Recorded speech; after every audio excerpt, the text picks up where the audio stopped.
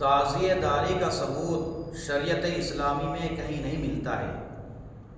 حضرت سیدنا حسین رضی اللہ تعالیٰ عنہ کی شہادت کا واقعہ سن 61 ہجری کے اندر پیش آیا، اور اس کے 19 سال کے بعد امام اعظم ابو حنیفہ رحمۃ اللہ علیہ سن 80 کے اندر پیدا ہوئے، اور امام صاحب کی وفات سن 150 ہجری کے اندر ہوئی۔ ان 70 سال کی زندگی کے اندر امام صاحب رحمۃ اللہ علیہ نے کسی بھی محرم کے اندر نہ کبھی تعزیہ داری کی ہے اور نہ تعزیہ داری کرنے کا حکم دیا ہے۔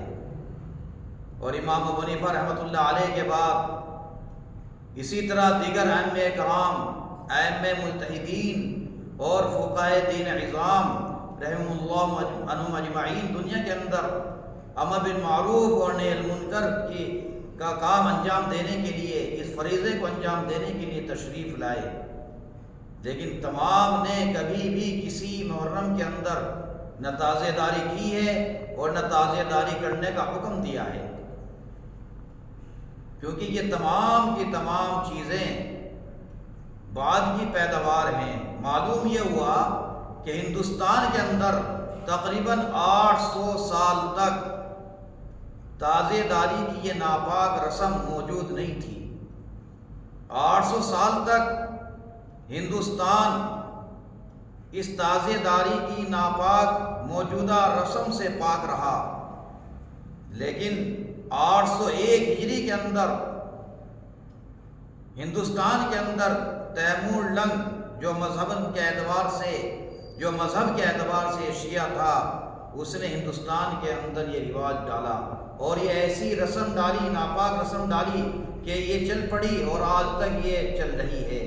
اور اسی رسم کے اندر ہمارے بھولے بھالے سنی بھائی بھی اس کے اندر پھنسے ہوئے ہیں۔ اب تعزیہ داری کرنا، تعزیہ داری بنانا، یہ در حقیقت گناہ کبیرہ اور اشد فسق و فجور ہے۔ تعزیہ داری کرنا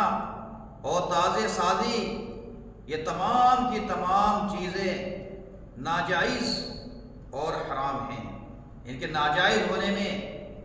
اور شریعت اور اسلام کے خلاف ہونے میں کوئی تردد اور کوئی شک کی بات نہیں ہے۔ یہ تمام کے تمام رسم و رواج مذہب اسلام اور دین کے خلاف ہیں، جیسے کہ قرآن پاک کی آیت کریمہ سے اس کی ممانعت ثابت ہوتی ہے، اس کی ممانعت کا استنباط ہوتا ہے۔ چنانچہ قرآن کے اندر اللہ نے فرمایا اتعبدون ما تنحتون، کیا آپ ایسی چیزوں کی پوجا کرتے ہو، کیا تم ایسی چیزوں کو پوجتے ہو، ایسی چیز کی پرستش کرتے ہو جس کو تم اپنے ہاتھوں سے تراشتے ہو، اپنے ہاتھوں سے بناتے ہو۔ اور ظاہر بات ہے کہ جو تعزیہ داری بنتی ہے، جو تعزیہ داری ہوتی ہے، تعزیہ بنایا جاتا ہے، یہ حقیقت میں بانس کو چھیل کر آدمی اپنے ہاتھوں سے تراشتا ہے اور بانس کو تراش کر بناتا ہے، اور جب آدمی اپنے ہاتھ سے اس کو تراش کر بناتا ہے اور بنانے کے بعد پھر اس سے منتیں مانگتا ہے، اس سے مرادیں مانگتا ہے، اس سے تندرستی مانگتا ہے، اس سے اولاد مانگتا ہے، اس سے صحت مانگتا ہے، اور اس کے سامنے سجدے کرتا ہے، یہاں تک کہ اس کی زیارت کو امام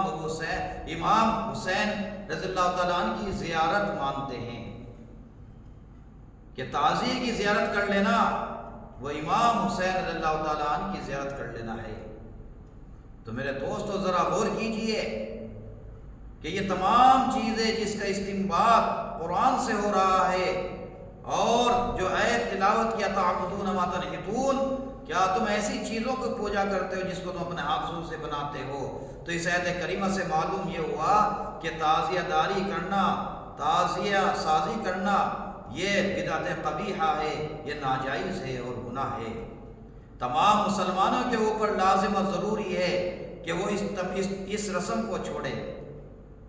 تمام مسلمانوں کے اوپر اس چیز کا چھوڑنا لازم ہے، اور جو آدمی اس کام کو کرے گا وہ یقیناً گنہگار ہوگا، وہ گناہوں کا مرتکب ہوگا۔ اسی طریقے سے تعزیہ داری کے لے کر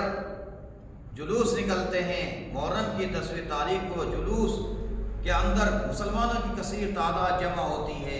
ان کے اندر کچھ ایسے لوگ ہوتے ہیں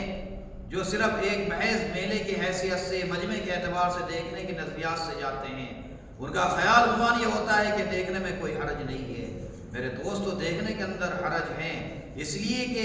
دیکھنے کے اندر بھی صحابہ کرام رضی اللہ تعالیٰ مجمعین کے دشمنوں کی رونق بڑھتی ہے،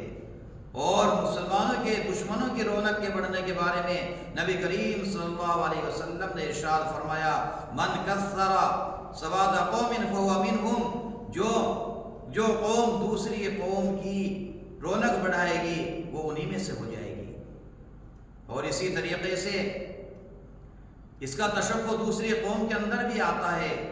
کہ ہمارے برادر وطن کے اندر جو دسہرہ کا تہوار ہوتا ہے، دسہرہ کے اندر بھی یہ ہوتا ہے کہ وہ 10 دن تک رام کی کہانی سناتے رہتے ہیں، رام لیلا کی کہانی سناتے رہتے ہیں، 10 روز تک یہ سلسلہ ان کا چلتا رہتا ہے۔ اسی طریقے سے ہمارے یہاں پر محرم کے اندر 10 روز تک ماتم ہوتا رہتا ہے اور کربلا کا واقعہ سناتے رہتے ہیں، اور حسین حسین کی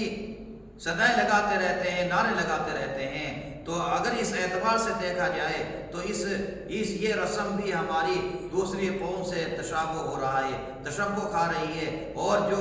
عمل دوسری قوم سے ٹکراوے اور دوسری قوم کی مشابہت لازم آئے، نبی نے فرمایا من تشبہ بقوم فهو منهم، جو جس قوم کی مشابہت اختیار کرے گا وہ اسی قوم میں سے شمار کیا جائے گا۔ اور انہی قباحت میں سے، انہی برائیوں میں سے ایک برائی یہ بھی ہے کہ جہاں تک عبادت کرنا ہے، عبادت کے کام کو کرنا ہے، عبادت کا دیکھنا، یہ تمام چیزیں ثواب کا کام ہے۔ اسی طریقے سے گناہ کرنا اور گناہ کے کاموں کو دیکھنا اور گناہوں کے کاموں کے اندر مدد کرنا، یہ تمام چیزیں بھی گناہ ہیں۔ تو معلوم یہ ہوا کہ تازے داری کرنا ناجائز ہے، گناہ ہے، اور گناہوں کے اندر تعاون کرنا اور پیسے کے اعتبار سے، وقت کے اعتبار سے اعانت کرنا، یہ بھی گناہ کے اوپر، معصیت کے اوپر تعاون کرنا ہے۔ اور اللہ تبارک و تعالیٰ نے قرآن کے اندر ارشاد فرما دیا، وَلَا تَعَاوَنُوا عَلَى الْبِرِّ وَالْعُدْوَانِ وَلَا تَعَاوَنُوا عَلَى الْبِرِّ